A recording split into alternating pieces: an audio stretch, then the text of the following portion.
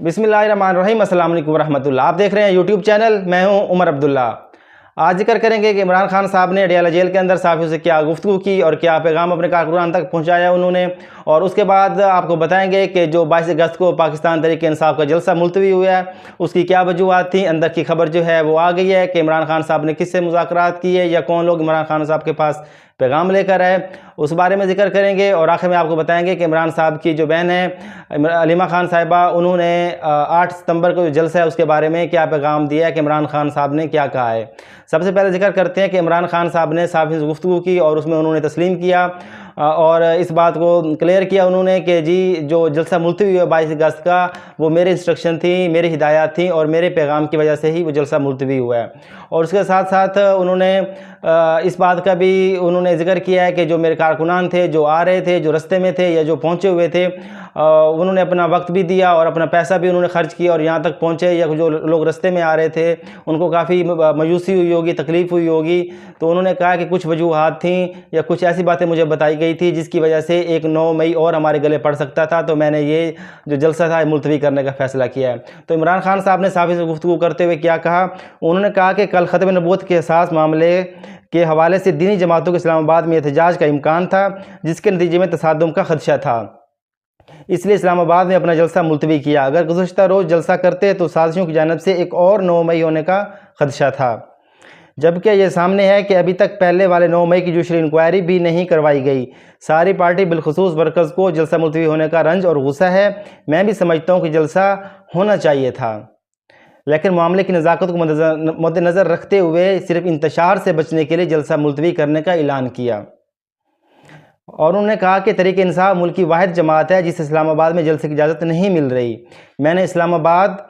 کا جلسہ آخری مرتبہ ملتوی کیا ہے۔ 8 ستمبر کو کسی قسم کی رکاوٹ برداشت نہیں کریں گے، اب جو مرضی ہو جائے، ہر ضلع میں جلسے کریں گے۔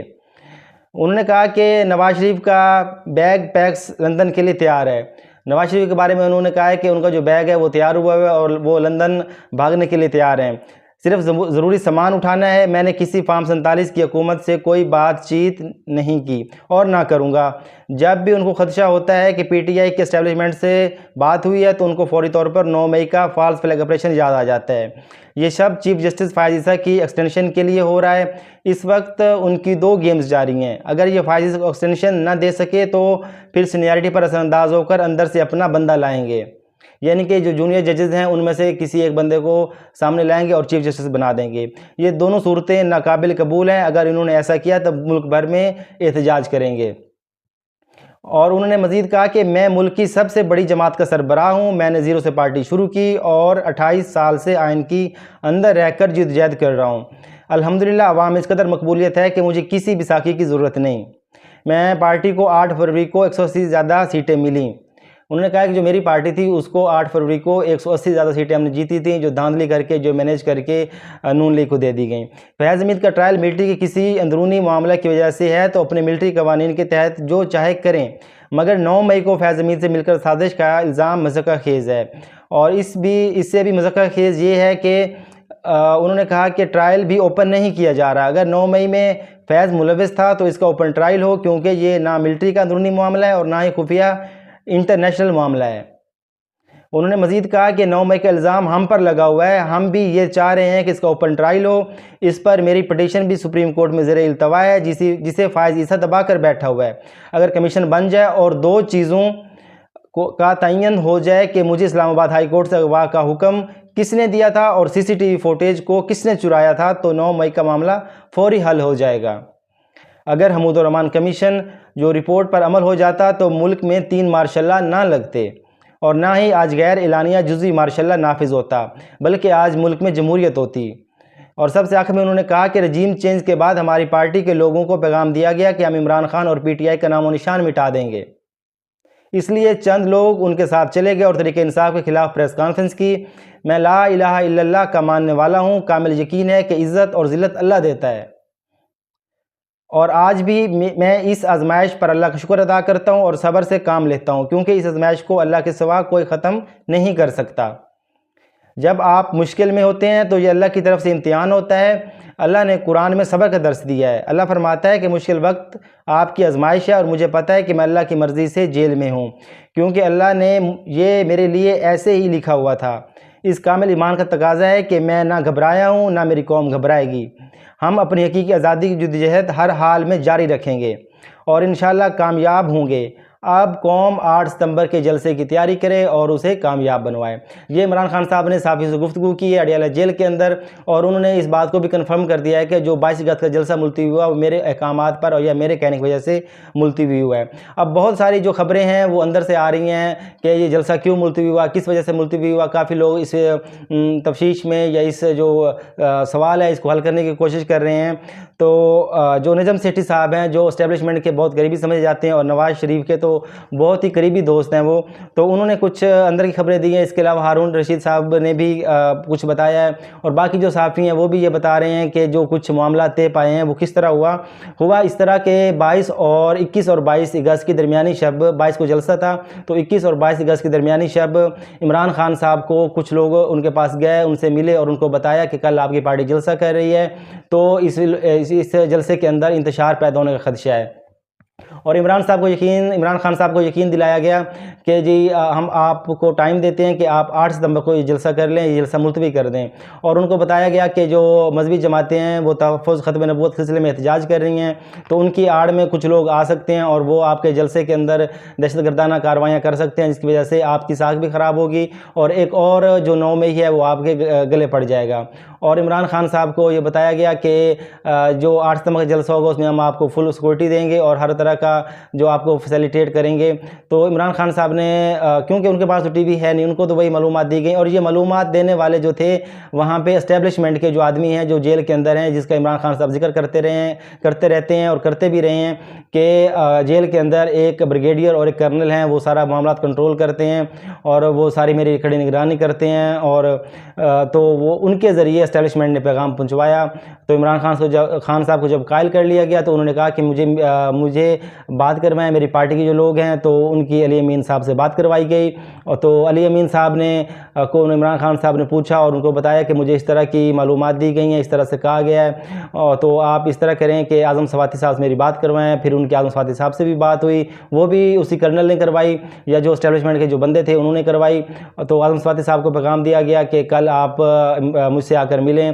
تو وہ صبح 7 بجے پہنچ گئے۔ اس پر رانا ثناء اللہ صاحب نے کہا ہے کہ جی یہ کس طرح ہو گیا کہ صبح کے ٹائم جب ملاقات کا ٹائم بھی نہیں ہوتا، صبح 7 بجے کس طرح پہنچایا گیا؟ تو یہ کافی لوگ اس پر بحث کر رہے ہیں۔ تو اعظم سواتی صاحب اور بیرسٹر گوہر صاحب صبح 7 بجے پہنچ گئے عمران خان صاحب کے پاس، اور مبینہ طور پر بتایا یہ جاتا ہے کہ بیرونی دروازے سے، کسی خفیہ دروازے سے لے کے گئے ہیں ان کو۔ عمران خان صاحب سے ملاقات ہوئی 2-3 گھنٹے، اور اس ملاقات میں یہی طے پایا گیا کہ جی 8 ستمبر کو جلسہ کریں گے، یہ جلسہ ملتوی کرتے ہیں کیونکہ اس میں خدشات ہیں کہ انتشار ہو سکتا ہے، اور اگر اس طرح کا کچھ ہو گیا خدا نخواستہ تو یہ سارا معاملہ جو ہے پھر پاکستان تحریک انصاف کے اوپر ڈالا جائے گا اور مزید کیسز بنائے جائیں گے اور پارٹی کو مزید رگڑا جائے گا اور اس کو تقسیم کیا جائے گا اور اسے توڑنے کی بھرپور کوشش کی جائے گی۔ تو عمران خان صاحب نے اس پہ یہ فیصلہ کیا کہ آج کا جلسہ ہے یہ ملتوی کر دیا جائے۔ تو انہوں نے پھر اس کا بات کا بھی افسوس کا اظہار بھی کیا کہ جو کارکنان جو رستے میں آ رہے تھے یا جو پہنچے ہوئے تھے ان کو کافی تکلیف ہوئی ہے، وہ کافی غصے میں ہیں یا کافی مایوس ہوئے ہیں۔ تو انہوں نے کہا کہ اب جو 8 ستمبر کو جلسہ ہوگا جس کی گارنٹی دی گئی ہے کہ ہم آپ کو جلسہ کرنے دیں گے، تو آپ اس جلسے کی تیاری کریں اور اسے بھرپور طریقے سے کامیاب بنوائیں۔ تو اب عمران خان صاحب نے یہ بھی کہا کہ جو نون لیگ ہے ان کے پیٹ میں مروڑ ہو رہا ہے اور کہ عمران خان صاحب کی اسٹیبلشمنٹ سے بات ہوئی ہے۔ حالانکہ جو تجزیہ نگار ہیں یا جو سیاسی پنڈت ہیں وہ کہتے ہیں کہ عمران خان صاحب کا اچھا فیصلہ تھا کیونکہ اس میں انتشار کا خدشہ بھی تھا، کچھ رپورٹس بھی آ رہی تھیں، تو عمران خان صاحب کو قائل کیا گیا تو وہ مان گیا اس بات پر۔ تو اب وعدہ ہوا ہے عمران خان صاحب سے کہ 8 ستمبر کو آپ کو جلسہ کرنے دیں گے اور اس میں آپ کو فل سیکورٹی دیں گے اور آپ کے لیے کوئی مشکلات پیدا نہیں کی جائیں گی۔ اگر یہ جلسہ ہوا تو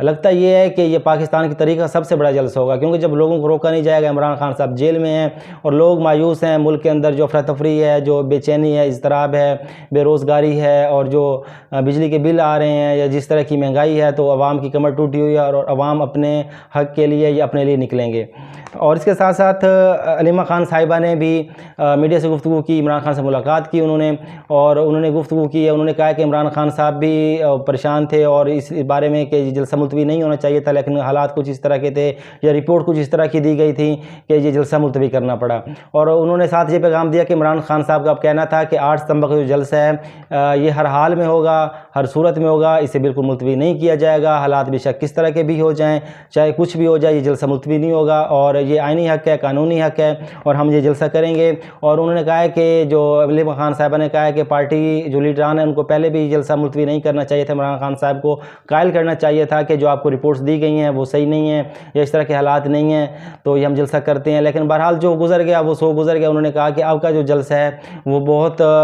پرزور طریقے سے ہوگا، اور عمران خان صاحب نے بھی تاکید کی ہے اپنے لیڈران کو کہ آپ عوام کو فیسیلیٹیٹ کریں، جلسہ گاہ تک لے کے آئیں اور ان کو موٹیویٹ کریں کہ وہ اپنے حق کے لیے نکلیں اور جو جلسہ ہے اس کو بھرپور طریقے سے کامیاب کروائیں.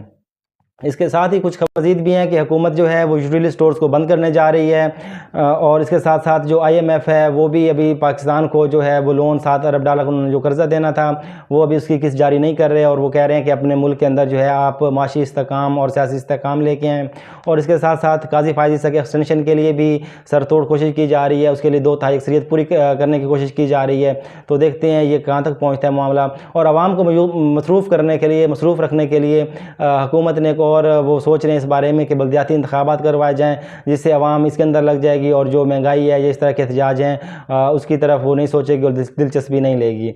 اور اس کے ساتھ ہی کچھ اور مزید خبریں بھی ہیں وہ آپ کو بتائیں گے اگلے ولاگ میں.